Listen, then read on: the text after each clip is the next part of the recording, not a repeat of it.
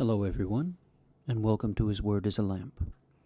I'm Sam, and today we'll resume our reading of the story of Rolf and the Vikings bow in Chapter 5, The Summoning of Hrandi.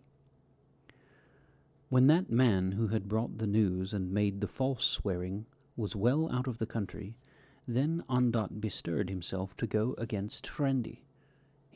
Said he to Einar, "It is time that we summon Hrandi soon to answer to the blood suit, for the sitting of the Althing draws nigh." To that Einar assented, and on the morrow Ondott bade 2 men arm themselves and go with them to Cragness. "Why need we men?" asked Einar. "We must have witnesses to the summoning," answered Ondott. "But it is not necessary to bear arms," said Einar. "We will prepare ourselves," replied Ondott, "as becomes thy dignity, and as regards thy safety, for Hrandi hath a quick temper." Then Einar said no more, and they rode to Cragness. But Ondott knew well that at such summonings quarrels often arose, and he said privily to his men Halmund and Halvard, "Look that your swords be loose in their sheaths." They rode into the yard at Cragness, and called Hrandi from his house. Hrandi came, and with him Rolf bearing his bow, for he was about to go out for birds. "Hrandi," said Einar, "we have come to speak of the blood suit for the slaying of my kinsman." "That thy kinsman is slain I knew," answered Hrandi, "but I see not how it affects me in any way so long as my brother be living." "But thy brother is dead," replied Einar, and told that Kirtan was shipwrecked in the Orkneys. "This is the first I have heard of it," said Hrandi. Then Ondott spoke. "Knowing thy suspicious nature," said he, "I brought with us the men who were witness to the oath the messenger made. Thus canst thou know thy brother is truly dead." Halvard and Halmund said they had witnessed the oath.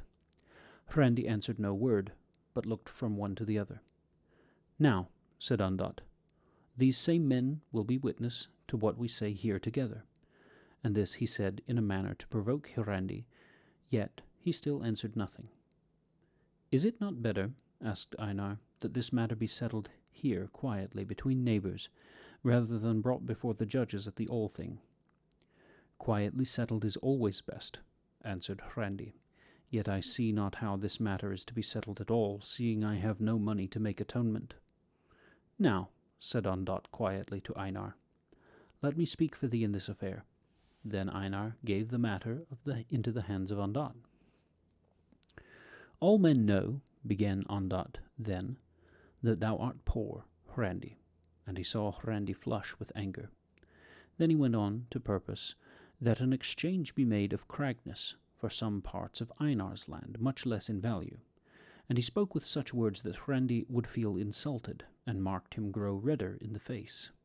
When he had finished, Hrandi burst out upon him. "Foolish are ye to suppose," cried Hrandi, "that I will ever give up this stead which my fathers have settled. Let this matter come to the courts of law."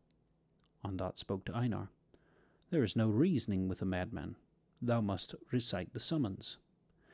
Then Einar, who knew the law well, spoke the summons, and named the deed which was done on his kinsman, and made Hrandi answerable, and called him to appear before the quarter court at the Althing, there to justify the slaying or pay the blood fine, or be made an outlaw. Everything he said in due legal form, and Ondott and the 2 men were named as witnesses. Then he prepared to ride away, but Ondott spoke once more. "If thou canst not keep land, Hrandi, better than thy father, then must thou lose this place in the end." Hrandi could not restrain his wrath. He spoke no word, but he strode to Ondott and smote with his staff. Ondott warded the blow, but the arm was broken at the wrist. Then Ondott cried to Halvard and Halmund, "Set upon him!" Those 2 drew their swords, and in that moment Hrandi stood in danger of his life. But Rolf had strung his bow and set an arrow on the string. He drew the shaft to its head and aimed at Einar and cried, "Now Einar dies if my father is hurt."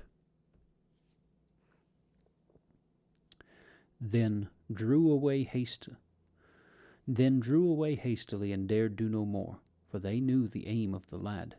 Nothing more was done in violence, Yet before he rode away did Ondott summon Hrendi for that hurt to him, and there the matter rested, with 2 suits against Hrendi. Then all was quiet until the time came for folk to ride to the All-Thing.